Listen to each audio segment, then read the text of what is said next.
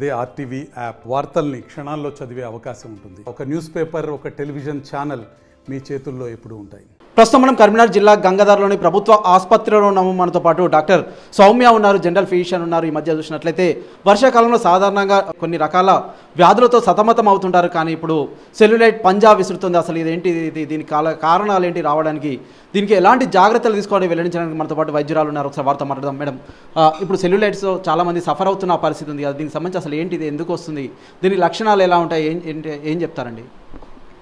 నమస్కారం అండి. సెల్యులైటిస్ అంటే సెల్ ఇన్ఫ్లమేషన్. అది జనరల్గా బ్యాక్టీరియల్ ఇన్ఫెక్షన్ వల్ల వచ్చే అవకాశాలు ఉంటాయి. సెల్స్ బ్యాక్టీరియా మనకి ఎక్కడన్నా కట్స్ కానీ లేకపోతే మనకి రోగనిరోధక శక్తి తక్కువ ఉన్నప్పుడు మన బాడీలో ఎంటర్ అవుతూ ఉంటుంది. సో ఆ ఏరియాని ఏదైతే ఏరియాని ఎఫెక్ట్ చేస్తుందో అక్కడ మనకి వాపు కానీ వేడి అవ్వడం కానీ మంట పుట్టడం కానీ దురద అట్లా స్టార్ట్ అవుతుంది చిన్నగా.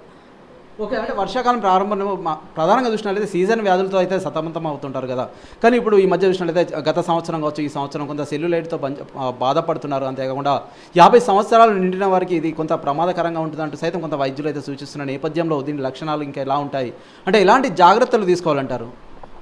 ఇప్పుడు వర్షాకాలము అంటే దీనికి ఎక్కువ సీజన్తో ఏం పని ఉండదు. కాకపోతే మనకి ఈ మధ్యకాలంలో సీజనల్ వ్యాధుల్లాగానే సెల్యులైటిస్ కూడా వర్షాకాలం. ఎందుకంటే మా హ్యూమిడిటీ వల్ల, డ్యాంప్నెస్ వల్ల ఇన్ఫెక్షన్ గ్రోత్ ఎక్కువ ఉంటుంది. కాబట్టి ఈ టైంలో సెల్యులైటిస్ ఎక్కువ వచ్చే అవకాశము ఈ టైంలో ఎక్కువ ఉంటుంది.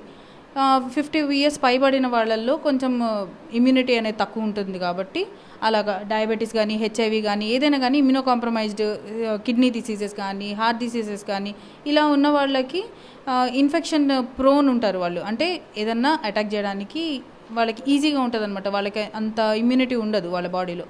అందుకు సెల్యులైటిస్ ఈ ఏజ్ వాళ్ళకి, ఈ టైం వాళ్ళకి అట్లాగా వచ్చే అవకాశాలు ఎక్కువ ఉంటున్నాయి. అంటే ఇంకొక విషయం చెప్పండి, అంటే ప్రధానంగా చూసినట్లయితే పొడి చర్మం ఉన్న వారికి ఎక్కువగా వస్తుంది. అంతేకాకుండా మోకాల నుంచి కింది వరకు మాత్రమే ఇటువంటి దురదలు అయితే వస్తున్నాయంటూ కొన్ని కంప్లైంట్స్ అయితే వస్తున్నాయి. ఇప్పుడు రాజన్న సిరిసిల్ల జిల్లా చందుర్తి మండలానికి సంబంధించి సైతం కొంతమంది ఆసుపత్రిలో చేరడం జరిగింది. ఉమ్మడి కరీంనగర్ జిల్లా వ్యాప్తంగా వందల సంఖ్యలో ఇటువంటి పేషెంట్స్ అయితే వస్తున్న నేపథ్యంలో ఏం చెప్తారండి? ఇంకా చెప్పుకున్నాం కదండి, హ్యూమిడిటీ ఉన్నప్పుడు మన బాడీ ఎక్కువ పొడిబారుతూ ఉంటుంది. పొడిబారిన దగ్గర కట్స్ అవుతూ ఉంటాయి కాబట్టి అక్కడి నుంచి ఎక్కువ వస్తాయి. సో వీళ్ళకి మనం ఏం చేస్తామనంటే పొడి బారకుండా మనం ఎప్పుడు మాయిశ్చరైజర్స్ కానీ ఇట్లాగా మన తేమ మన బాడీ మీద ఉంచుకునేటట్టు చూసుకోవాలి.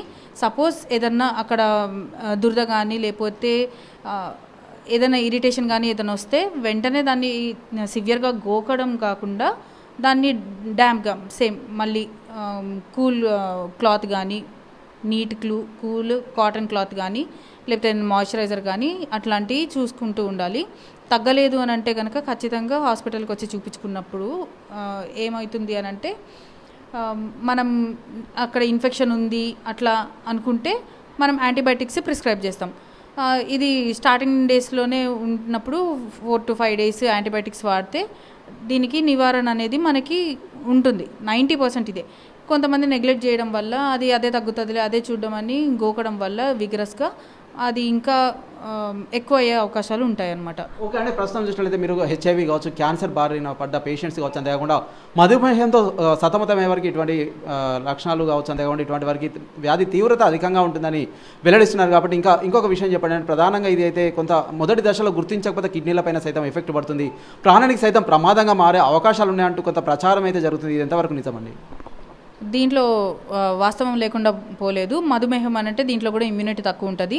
కాళ్ళ కింద ఎందుకు అనంటే అక్కడ బ్లడ్ సప్లై అనేది అంత ఈజీగా ఉండదు. సో అందుకు మనం ఏం చేస్తామనంటే కాళ్ళు ఎత్తులో పెట్టుకోవడం వల్ల బ్లడ్ ఫ్లో అనేది మంచిగా ఉండడం వల్ల అప్పుడు ఇన్ఫెక్షన్ కానీ ఆ ఇన్ఫ్లమేషన్ కానీ తగ్గించే అవకాశాలు ఉంటాయి. ఇది ప్రివెన్షన్ లాగా. ఇది సకాలంలో చూడకపోతే మనకి అది ఇన్ఫెక్షన్ ఒళ్ళంతా పాకచ్చు, organ failure like kidneys, liver ఇవి కూడా డ్యామేజ్ అయ్యే అవకాశాలు ఉంటాయి. ప్రికాషన్స్ తీసుకోండి. పొడిబారిన చర్మాన్ని మీరు కేర్ తీసుకోవాలి. ఇమ్యూనిటీ తక్కువ ఉన్న వాళ్ళు ఇంకా కేర్ఫుల్గా ఉండండి. చెప్పులేసుకొని బయటకు వెళ్ళండి. ఎందుకనంటే కాళ్ళ ద్వారానే ఎక్కువ మనకి బ్యాక్టీరియా అనేది లోపలికి వస్తుంది. కాబట్టి ఇంకా ఇమ్యూనిటీ పెంచుకోవడానికి సమతుల్య ఆహారం, బ్యాలెన్స్డ్ డైట్ తీసుకోండి. ఎక్సర్సైజ్ చేస్తూ ఉండండి, ఇమ్యూనిటీ అనేది పెరుగుతుంది. ఓకే, ప్రస్తుతం మనతో పాటు అయితే వైద్యురాలు మాట్లాడడం జరిగింది. ఇప్పుడు సెల్యులైటిస్ సంబంధించి కొన్ని జాగ్రత్తలు తీసుకుని దాన్ని అధిగమించవచ్చు అంటూ వారైతే వెల్లడిస్తున్నారు. ఈ మధ్య చూసినట్లయితే సాధారణంగా సీజనల్ వ్యాధులతో పాటు సెల్యులైటిస్తో చాలామంది బాధపడుతున్నారు. ఉమ్మడి కర్నూలు జిల్లా వ్యాప్తంగా కేసులు పెరుగుతున్న నేపథ్యంలో కొన్ని సలహాలు సూచనలు వైద్యురాలు చెప్తున్న ఆ పరిస్థితి మనం గంగాధర్లో చూడడం జరుగుతుంది. Over to studio. మరిన్ని వీడియోస్ కోసం ఛానల్ ని సబ్స్క్రైబ్ చేయండి. లేటెస్ట్ అప్డేట్స్ కోసం వాట్సాప్ ఛానల్ ని ఫాలో అవ్వండి. ఆ లింక్ డిస్క్రిప్షన్ లో ఉంది.